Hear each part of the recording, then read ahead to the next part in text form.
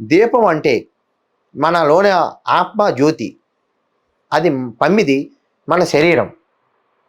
ఆ శరీరంలో ఒత్తేసి పూజిస్తున్నాం. ఎందుకంటే కార్తీక మాసంలో ఈ 361 రోజు, ఎందుకంటే ఈ 1 ఇయర్ మనం చేసిన పాపాలు ఆ దీపం పెట్టుకుంటే ఆ పార్వతీ పరమేశ్వరుడు తీసేసి అనుగ్రహం పొందుతారు. అందుకనే ఈ 361 రోజు ఒత్తు పెడతారు, దీపం వెలిగిస్తారు.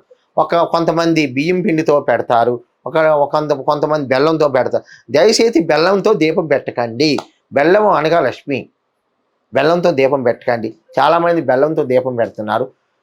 ఇంకోటి ఉసిలి దీపంతో పెట్టుకుంటే అమ్మవారు లక్ష్మీ కటాక్షం ఉంటుంది.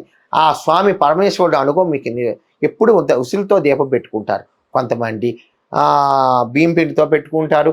అంటే మన భక్తికి ఎలా ఉంటే అలాగనే పెట్టుకోవచ్చు. ఆ భక్తి కోణ మనసు నిమ్మంగా ఉండి పెట్టుకోవాలి. ఈ దీపం అలా పెట్టుకుంటే మంచిది. ఈ నెల 4 సోమవారాలు వచ్చాయి. కార్తీక సోమవారం మీరు ఎక్కడ వెళ్ళిపోదా ఇంట్లో ఒక దీపం పెట్టుకున్నా చాలు. ఆ స్వామి అనుగు ఉంటుంది. నిష్టగా ఉండండి, నిష్టగా చేసుకోండి. ఎవరి మనసు బాధ పెట్టకండి. గురువు చెప్పింది వినండి. గురువు మంచిగా కోరుకుంటాడు కానీ చెడు కోరుకోడు. గురు బ్రహ్మ అంటే గురు బ్రహ్మ, గురు విష్ణు, గురుదేవో మహేశ్వర, గురు శాస్త్రాపర బ్రహ్మ తస్మై శ్రీ గురువే నమః.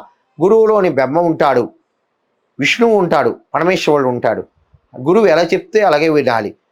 ఇప్పుడు అయ్యప్పమాలు వేసుకున్నప్పుడు గురువు ఎలా చెప్తే అలాగే చేసుకోవాలి. గురువు ఏమైనా చెడు చెప్పినా ఆ గురువుకే దోషం అవుతుంది, మీకు తరగదు. ఇప్పుడు ఆల్మోస్ట్ గురువు అంతా మంచిగా కోరుకుంటున్నారు. గురువు మాట విని ఆ దీక్ష మీరు తీసుకోవచ్చు. ఈ దీపం కూడా పెట్టుకోవచ్చు.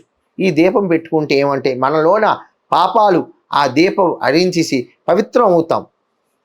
దీపం పెట్టుకుంటే చాలా దీపం పరబ్రహ్మతో సమానం.